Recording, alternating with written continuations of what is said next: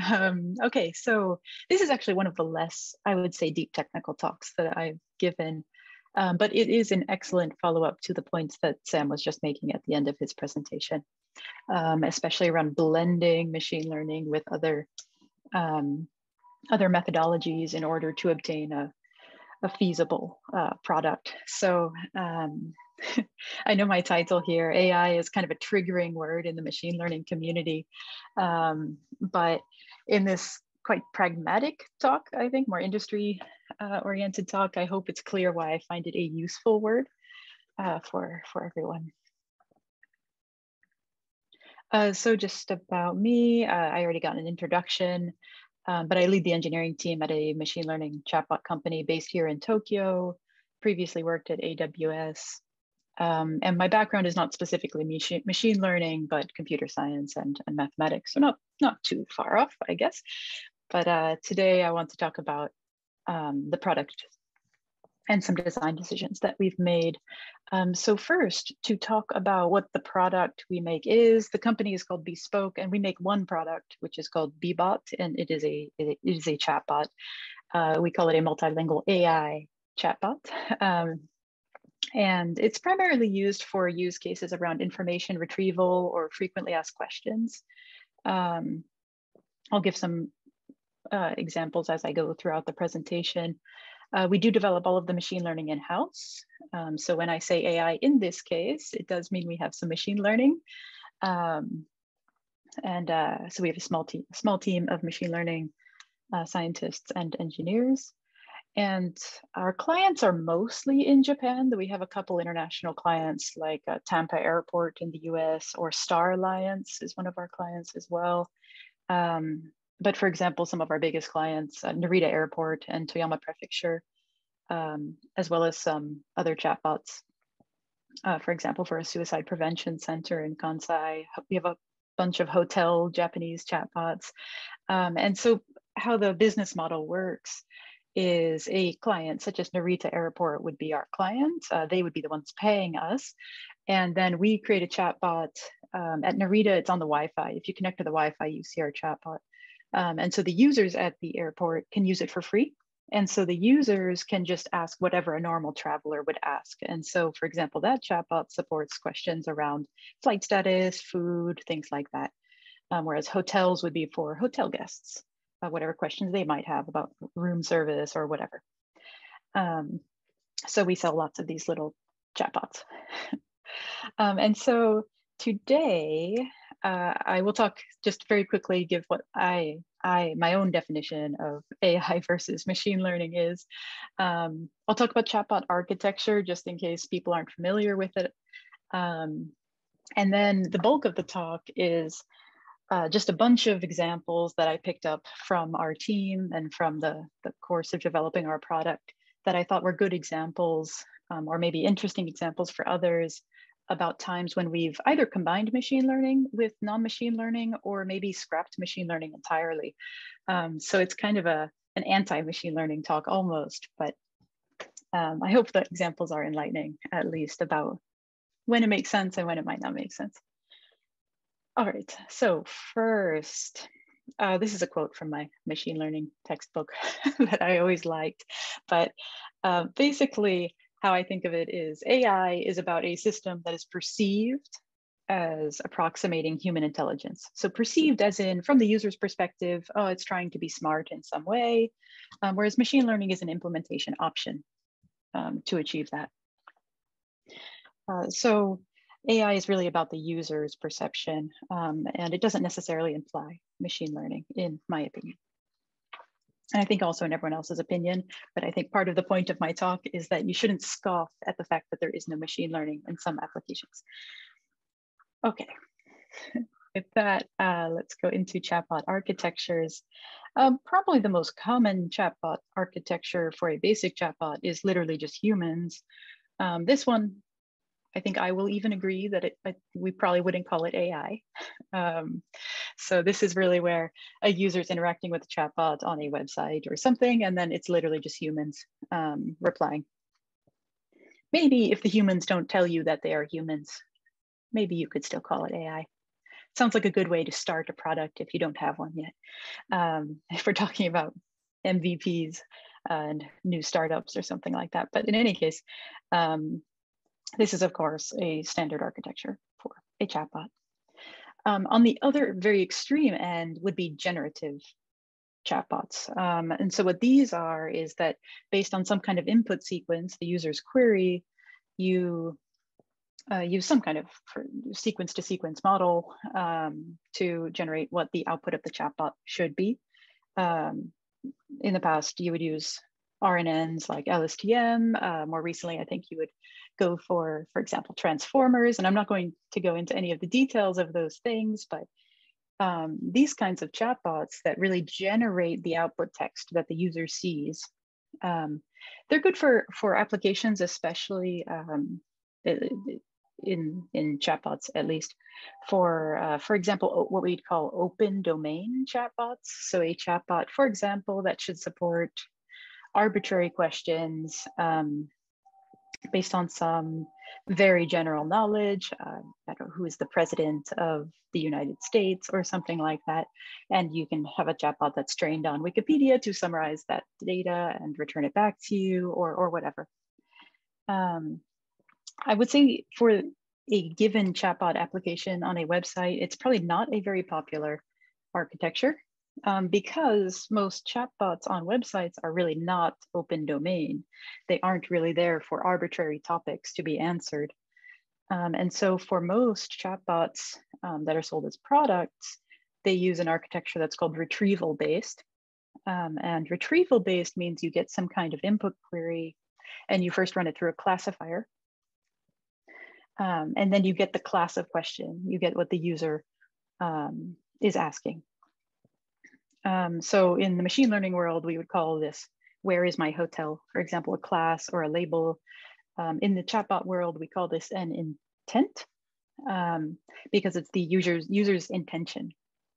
And a given chatbot, at least in our case, for example, might support anywhere from 100 to 2,000 different intents, depending on the client and how many different types of questions they need to support.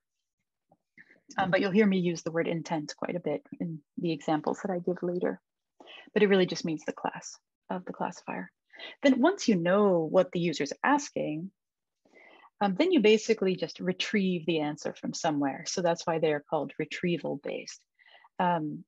And most often, that is literally just a database of hard-coded, pre-written, pre-approved answers. So there's some answer in this database to the where is my hotel question. Depending on the chatbot and the question, it might also make sense to make some kind of API calls to get some dynamic information. For example, maybe the question is weather, like what's the weather today? And then maybe there's a pre-written template answer. The weather is X degrees, but you might make an API call in the background to also retrieve, no machine learning, what the actual temperature is outside. So that all is part of the retrieval part, and then you return the answer to the user. And so in these retrieval-based chatbots, which is the majority of chatbots, because it's good for closed domain, where you support a fixed set of questions, you basically cut the chatbot architecture into two parts. You have the natural language understanding part, and then you have the response part.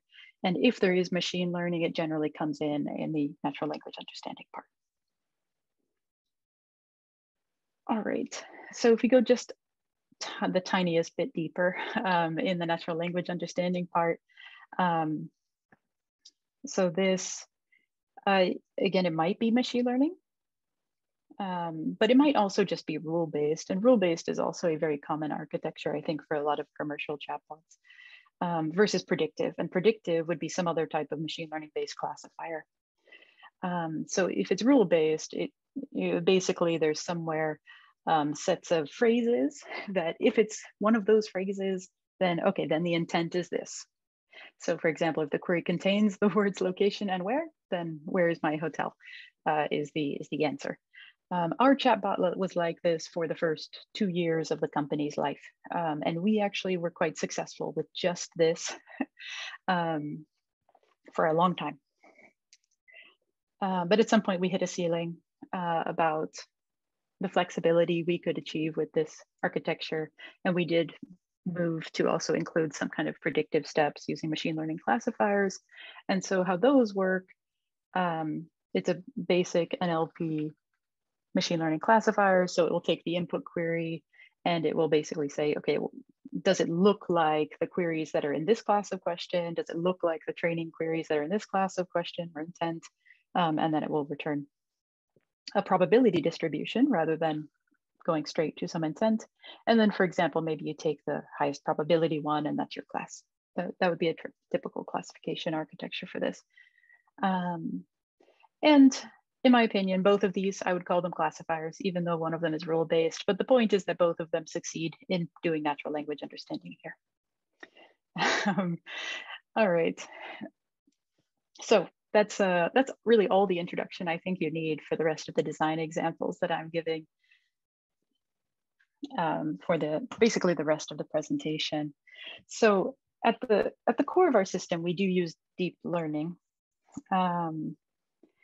But I want to share these examples where we decided to use non-machine learning methods as well, or maybe instead, to achieve the user experience that we needed or to improve the user experience in some way. So first is just about the core of our natural language understanding. So we do use transformers there. So when we get an input query, we do run it through a fine-tuned transformer model, or actually a couple of them, and do get some kind of results from that. But we actually add on to this rule-based methods. So we combine these methods. And I think the easiest and probably most heavily used rule-based method in our system is just exact matches. There's a little bit of NLP processing, of course, of the queries, punctuation, and some things like that.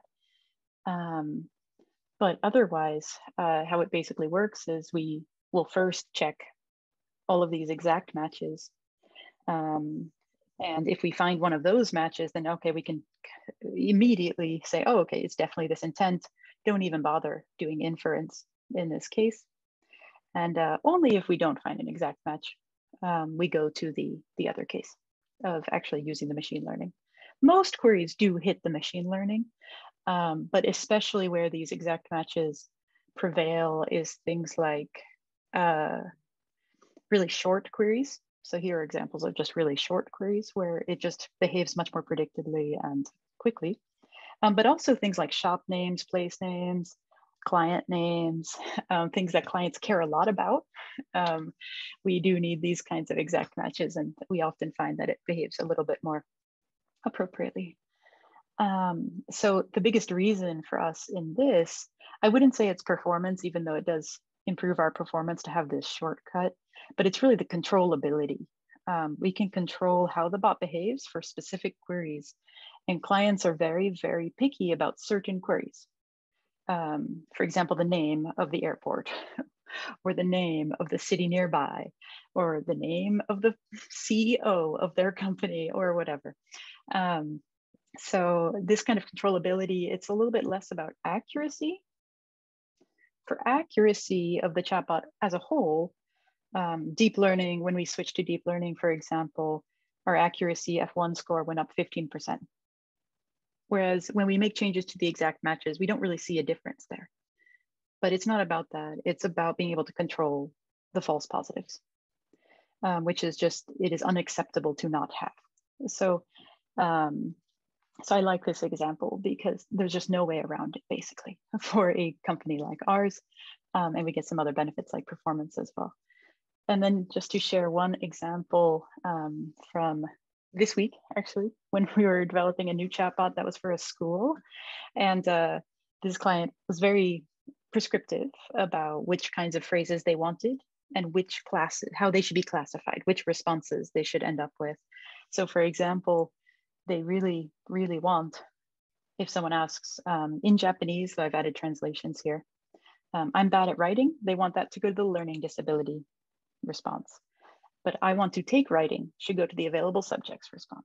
But teach me writing should go back to the learning disability response. And teach me English should go to the available subjects response.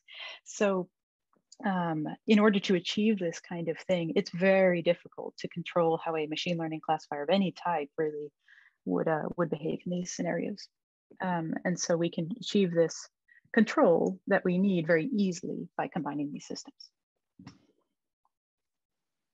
All right, next, using a threshold for in versus out of domain queries.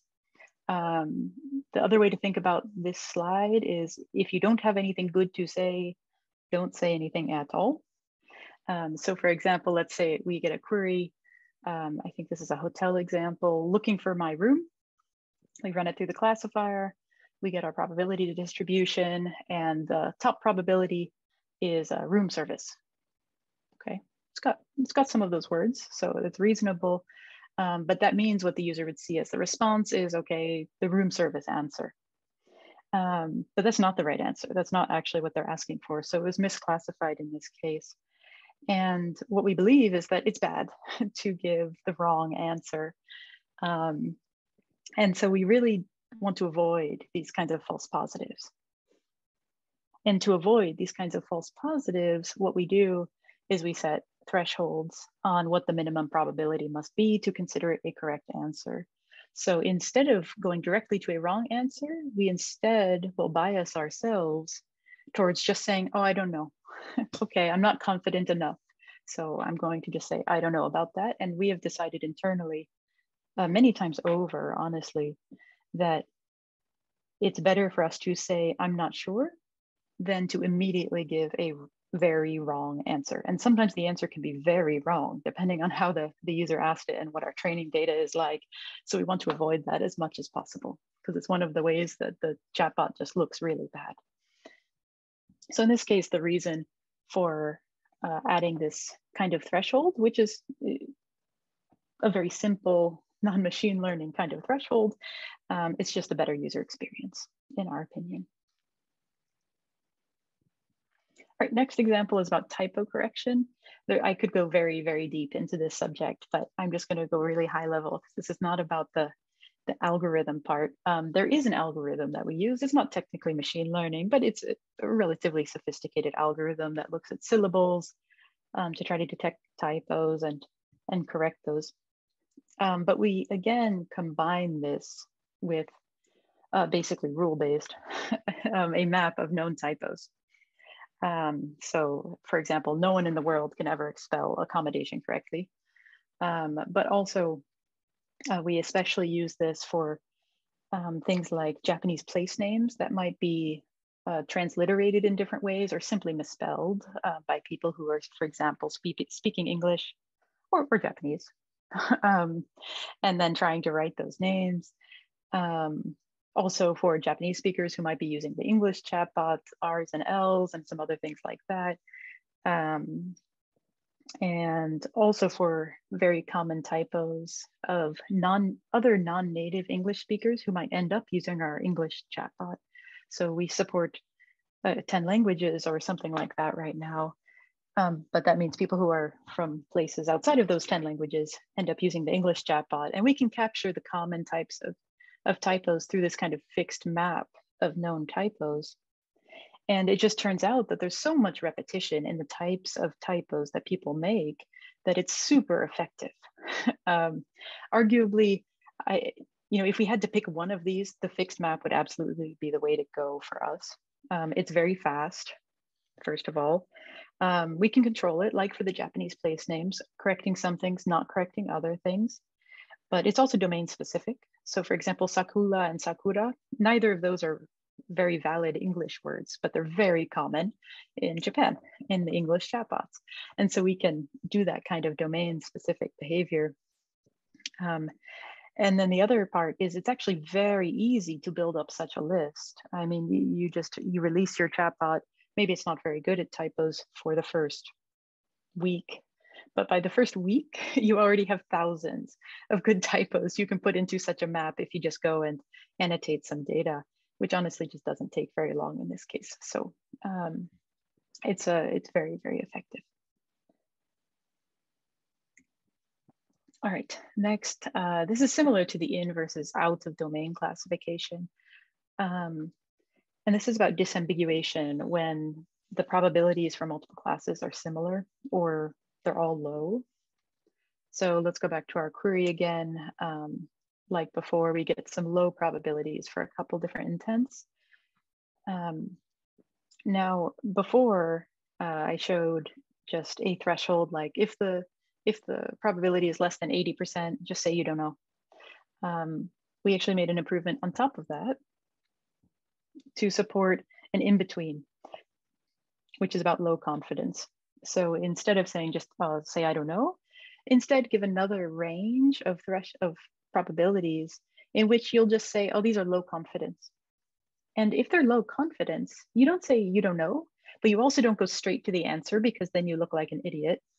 So you just ask politely, oh, did you maybe mean one of these? And you give them some buttons that go to those responses.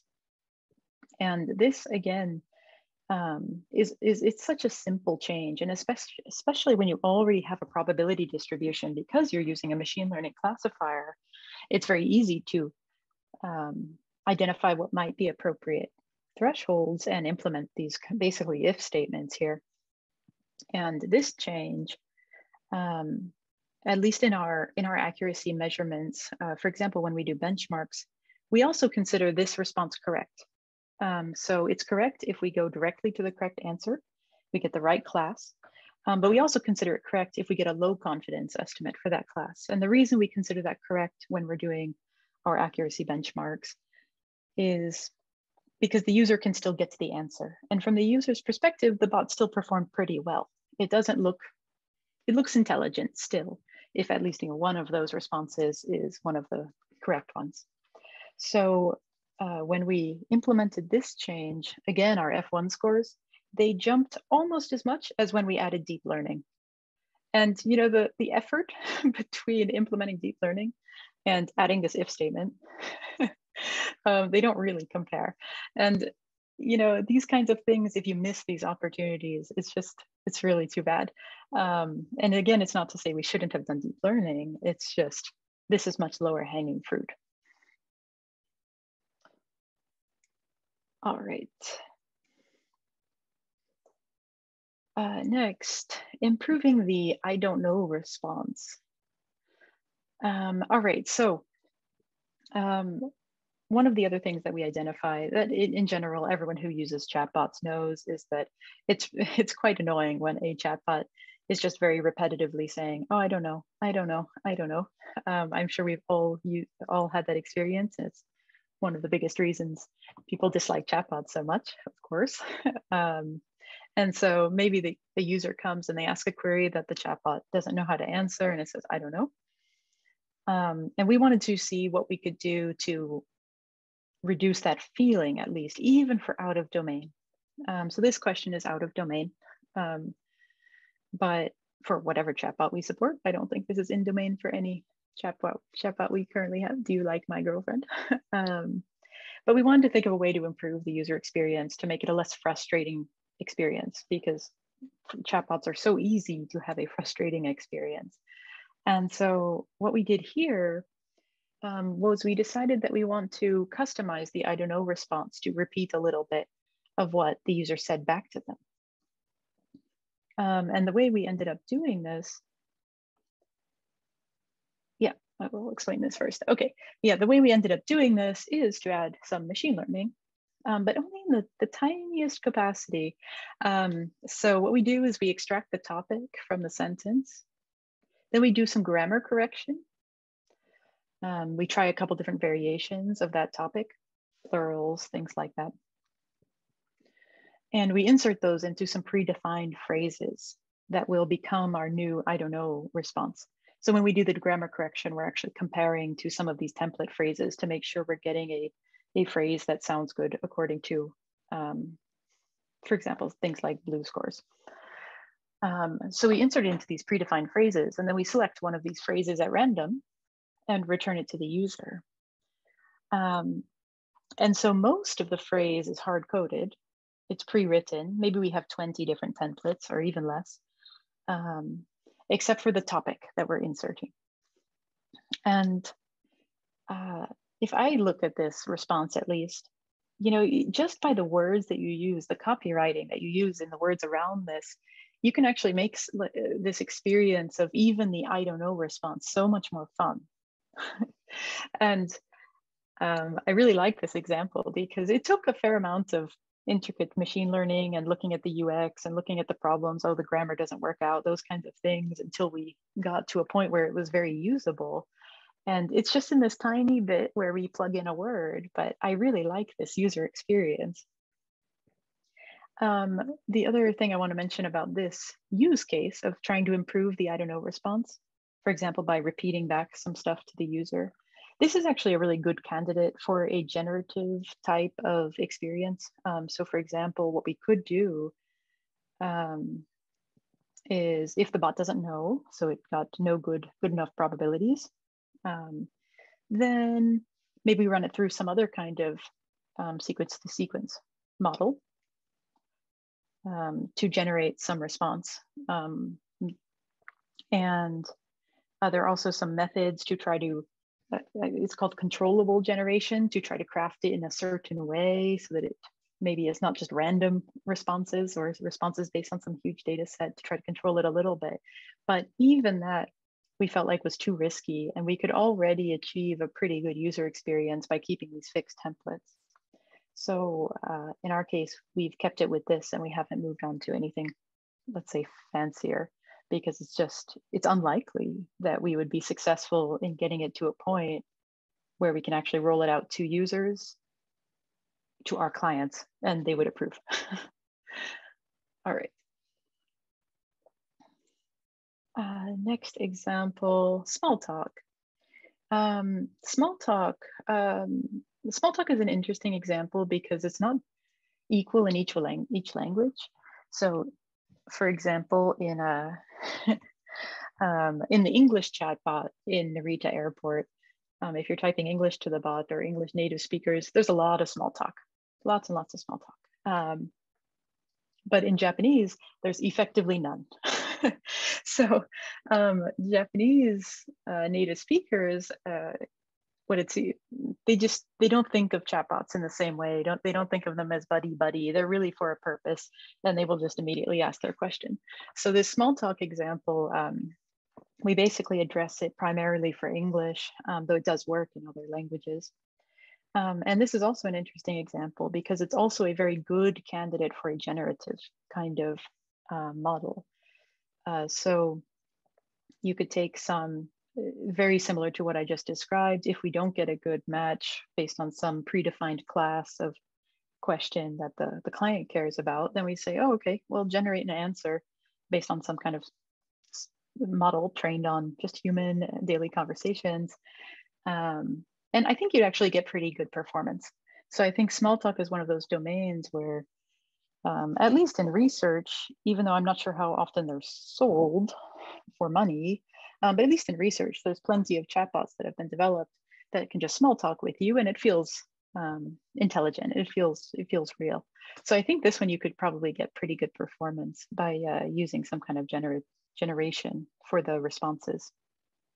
But in this case, I guess the interesting thing for us is that it just turns out that even for small talk, even in a place with a lot of small talk, like the English language chatbots we have, it's still more or less a closed domain problem.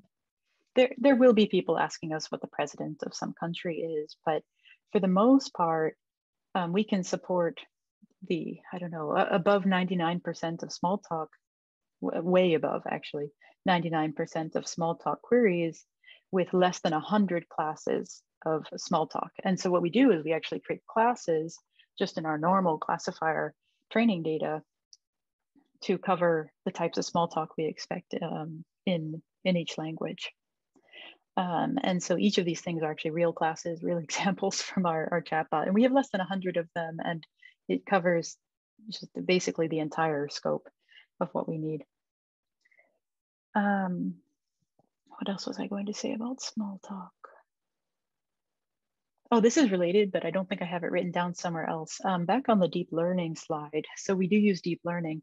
There's another cultural difference we notice, which is the chatbots that we have, for example, in the US, like the Tampa airport chatbot, people there type much, much longer sentences. They will say, oh, hello, how are you? I am looking for this. Could you please help me do that? And it will all be just one long sentence. Whereas what we notice for travelers in Japan, even in the English chatbots, is they're much more succinct, get to the point kind of bots. And so, for example, the deep learning classifiers we have, they actually have a much higher impact improvement in accuracy on the more complex language. So it's actually a little bit less effective that we using them in Japan, because it just seems like people are a little bit shorter in how they talk, and then you don't get the benefits as much of the deep learning classifiers. All right, I do 2 more examples, but I will try to be quick. Okay, so sentence completion. That's when you type that we gives these suggestions for things you can click depending on what you've typed so far. And in English, this is a screenshot of our English version. We do this next word prediction. It uses RNNs and string similarity combined. We rolled it out, it was way too slow. And so we also had to add some performance optimizations. So for example, some caches in a couple different places, as well as for the string similarity, changing the algorithms we use so it's a little bit quicker. And this is used now, it's moderately successful. People do use it. One of the biggest problems with it, though, is that you can select words and build a sentence that actually isn't answerable by the bot.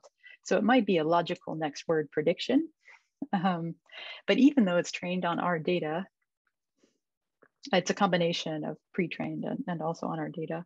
Even though that's the case, you can still pretty easily create sentences that don't make a whole lot of sense when they actually go into the inference and try to respond. And so then you get an I don't know response.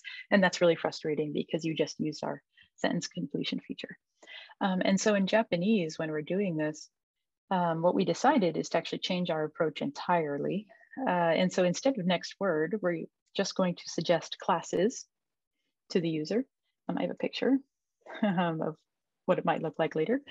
So this says food, shopping, and directions.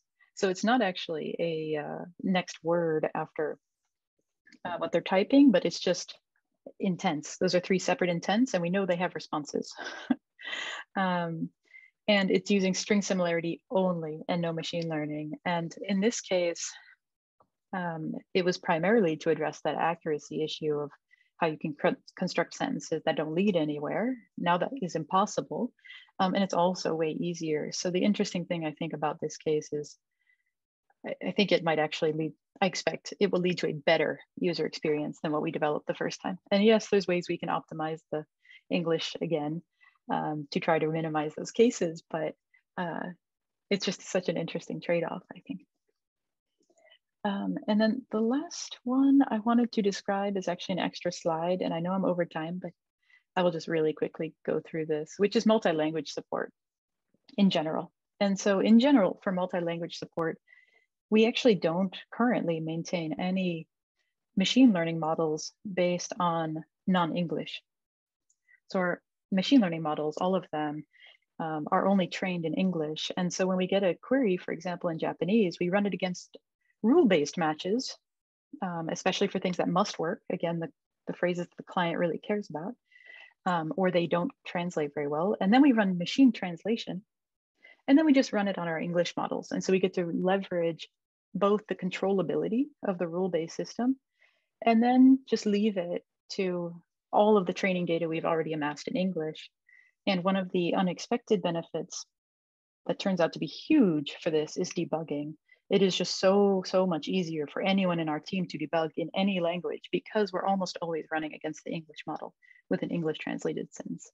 So there's some clear benefits for us to do it this way. And I don't think I doubt we would have better accuracy if we attempted to gather enough data or try to gather data to create models in the languages themselves. Okay, so that's it. Again, I know I'm a little bit over time, but again, we use machine learning, but my point is that you don't need machine learning everywhere to have a good, intelligent experience. And not only that, but due to things like the controllability or performance, sometimes the non-machine learning solutions, in fact, lead to a better experience, even for AI applications. So I think being able, especially in industry, being able to think holistically about the user experience without being attached to this implementation of machine learning or not, is just a huge asset in these kinds of smaller companies, especially where you might be working on a bigger, an end-to-end system. Okay, thank you very much.